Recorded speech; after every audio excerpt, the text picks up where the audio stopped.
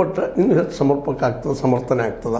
ಅದನ್ನ ಕೆಲಸ ಅವ್ರು ಮಾಡ್ತಾರೆ. ಯಾಕಂದ್ರೆ ಅವ್ರು ರಾಜಕೀಯ ನೋಡಿದಾಗ ಇಲ್ಲಿವರೆಗೆ ವಿಶೇಷವಾಗಿ ಆಡಿದಂಗೆ ಮಾಡಿದ್ದಾರೆ. ಇದು ಹಂಗೆ ಮಾಡ್ತಾರೆ ಅಂತ ತಿಳ್ಕೊಂಡು ಇನ್ನೊಂದಿಷ್ಟು ಅವ್ರಿಗೆ ಏನಾಗ್ಯದಪ್ಪ ಅಂತಂದ್ರೆ ತಮ್ಮ ಮತ್ತು ಅಣ್ಣಾ ಸಾಹೇಬ್ ಜೊಲ್ಲೆಯವರ ಬನ ಏನದ ಇದು ನಾವು ನಿಶ್ಚಿತವಾಗಿಯೂ ನಾವು ಡೆವಲಪ್ ಮಾಡ್ತೀವಿ ಅನ್ನೋದು ಒಂದು ವಿಶ್ವಾಸದಲ್ಲಿದ್ದಾರೆ. ಅಂದ್ರೆ ಒಟ್ಟಾರೆಯಾಗಿ ಬಾಲಚಂದ್ರ ಜಾರಕಿಹೊಳಿ ಅವರು ಹೇಳುವಂಥ ವಿಷಯ ಏನಪ್ಪ ಅಂತಂದ್ರೆ ಇದು ನಾವು ಸಾಲ ತೊಗೊಂಡ್ರು ಮುಟ್ಟಿಸ್ತೀವಿ, ಅದ್ರ ಬಗ್ಗೆ ಬರೀಬೇಕಾಗಿಲ್ಲ, ಮತ್ತು ನಾವು ಇದ್ರ ಮುಚ್ಚಿ ಹೋಗುವುದಿಲ್ಲ, ಇದು ಮುಚ್ಚೋದು ಇಲ್ಲ.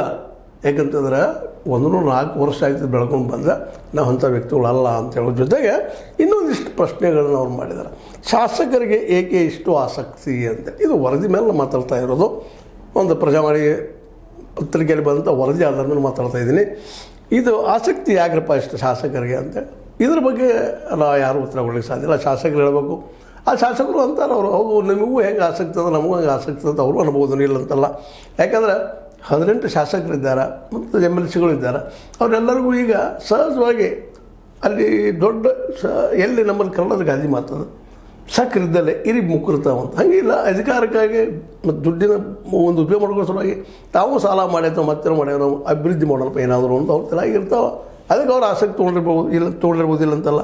ಮತ್ತು ಅದೇ ಕಾಲ ಇನ್ನೊಂದು ಟೆರರ್ಸ್ ಮಾಡ್ತಾ ಇದ್ದಾರೆ. ನಮ್ಮ ಕುಟುಂಬದ ನಾವು ಯಾರೂ ಅಧ್ಯಕ್ಷರಾಗುವುದಿಲ್ಲ.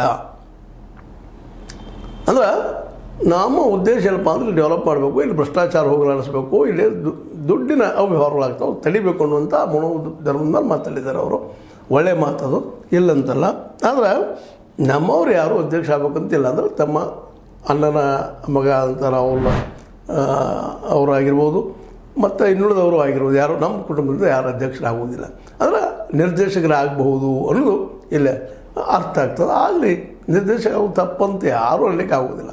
ಯಾಕಂದ್ರೆ ಜನ ರೈತರು 6,000 ಆಯ್ಕೆ ಮಾಡೋರು ಅವ್ರು ಇಲ್ಲಿ ತಾವು ಸ್ವತಃ ಆಗ್ತಾರಂತಲ್ಲ. ಇನ್ನು ಎದುರಾಳಿ ಯಾರೂ ನಿಲ್ಲಿಲ್ಲ ಅಂದ್ರೆ ಸಹಜದ ಅದಕ್ಕೆ ಏನಪ್ಪ ಅಂದ್ರೆ ಗ್ರೀನ್ ಸಿಗ್ನಲ್ ಕೊಟ್ಟಂಗೆ ಆಗ್ತದೆ. ಇನ್ನು